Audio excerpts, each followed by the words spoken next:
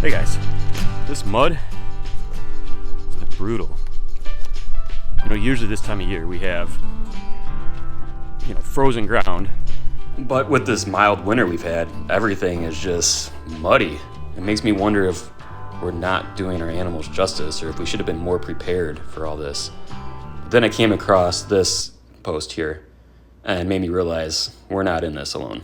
To try to get our animals semi out of this mud. It is just, you can see what we are dealing with. There is just an immense amount of mud out here. Finally, it's cold enough to at least snow.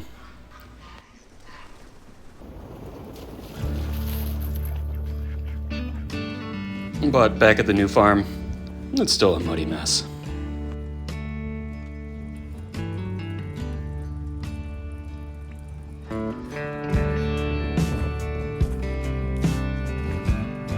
How are you guys?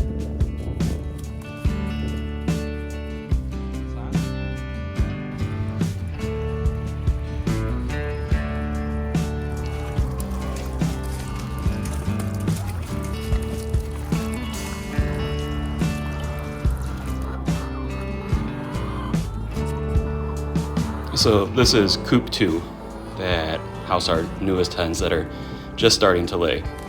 However, you see all those nice laying boxes behind Poppy there? They don't want to lay there for some reason.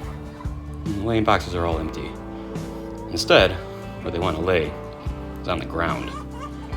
So I moved some of these nesting boxes over to the ground, just trying to figure out how do we get these hens to stop laying on the ground and into the boxes. So, I don't know. We'll see if this works.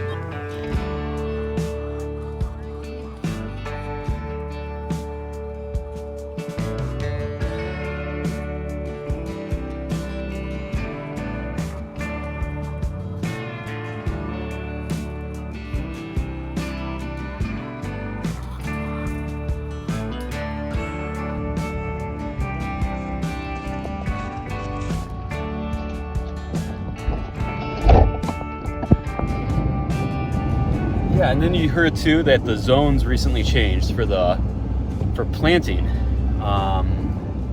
Yeah, check this out. Significant parts of the country, including Chicago, are now in warmer zones. So overall, the country, about half the country got moved into a warmer zone. It's probably bad that my parking brake light is blinking, won't stop. It's probably not a good thing.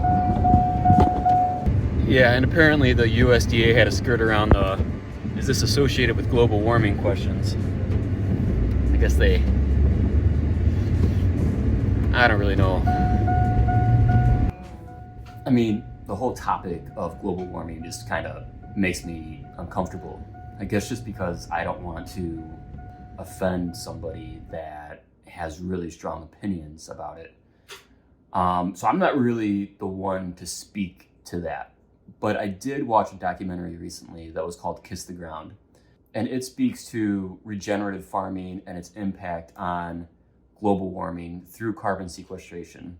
And all this kind of stuff is way above my head. But check out part of the trailer here. All of our soils that are under chemical conventional agriculture are almost completely devoid of microorganisms. Modern agriculture was not designed for the betterment of the soil. When we damage soils, often goes back to the atmosphere. But when we destroy soil, it releases carbon dioxide.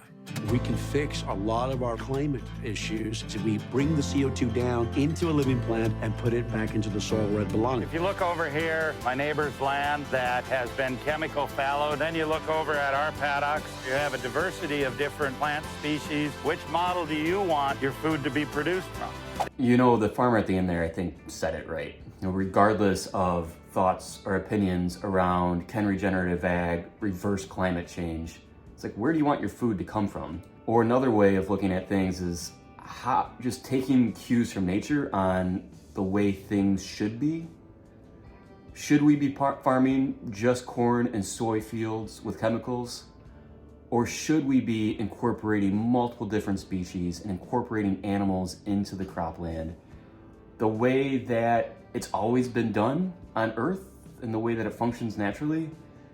I'm just kind of looking at it from that perspective. Yeah, you know, before moving to the farm, I had very little knowledge on what regenerative agriculture was. I mean, no, I had no knowledge. I don't even know if I've heard that term before, regenerative agriculture, before moving to the farm. But the more we head down this path, the more we're realizing what we're doing has impacts far greater than just our initial ambition of trying to get chemical-free food to people. I never would have thought that what we were doing could potentially have the ability to reverse climate change, which is really interesting. And I'm really proud and excited to be part of this journey wherever it leads us. But I do appreciate you guys watching today. If you'd like to follow along with our adventures here on the farm, make sure to subscribe, and we'll see you next time. Bye, guys.